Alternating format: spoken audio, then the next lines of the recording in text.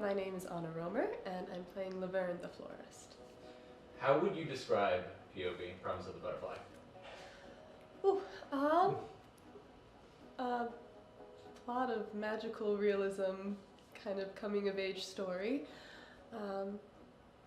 Yeah, really focusing on the artistry of the film and bringing it in to promote the story. Do you remember Meredith or Andrew approaching you for the first time about this project, and what maybe enticed you at first about this project? Yeah, Meredith was the one. She was talking about how she was coming up with a new film with Andrew, and just the way that she was talking about it with her arms were moving and she was so excited about the whole thing, and I was like, oh, film, let's go. The first time that we walked into the florist shop was just, it took my breath away. It was so beautiful, and just seeing everybody's face as they were there, just being like, oh, this is someplace special. And it really just helped bring my part of the story together anyways. Did that help you in playing Laverne? For sure, yeah. We didn't get there until kind of later on in the process, but as soon as we were there, I was like, oh, this is her home. That makes sense. Good afternoon. If you need anything, please let me know. Oh, you're deaf. Mute. You can hear? I feel like Laverne is just this duality of very sturdy and almost stern, but also just an explosion of colors. So kind of having the mental image of Miss Frizzle. Sorry, Meredith and Andrew, but Miss Frizzle, with her glasses and the crazy hair, and just the ability to keep a class together, but also go on wild adventures, kind of like that. That's who I was channeling. And also I feel like once I found out that Laverne has a pet bird, a pet parrot bird, that also really helped for some reason. I don't know why, but I was like, oh, if she has a pet bird, of course I know who this lady is. Of course.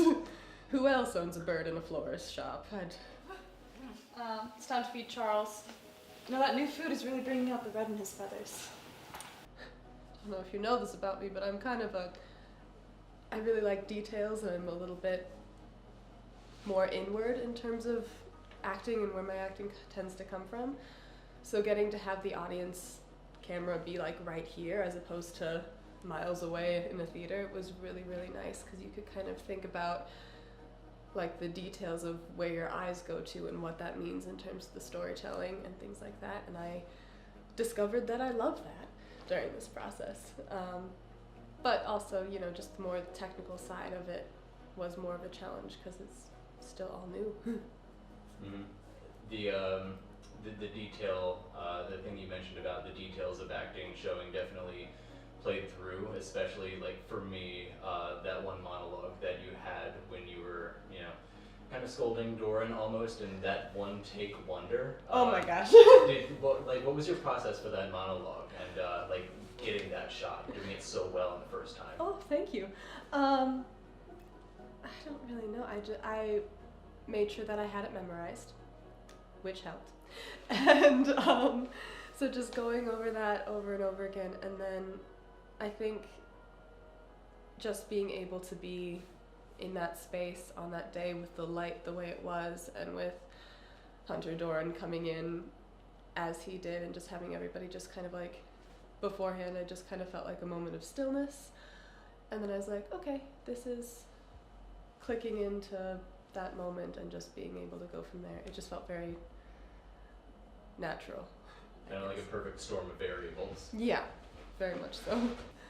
I assume that you want people to see this movie. So, presuming that, why do you want people to see this movie, and what makes it special to you? Because I think it's beautiful, and I think it's important for people to get the chance to see beauty sometimes. I think a lot of passion was put into it, especially with Meredith and Andrew. I think they put a lot of their souls into it, and I think that's worthy of being witnessed. I feel like they're both really good storytellers, and I feel like we need stories right now that can help us move through this world, so why not choose theirs? Watch it.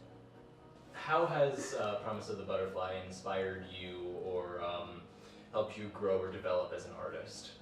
Yeah, made me find out that I love film.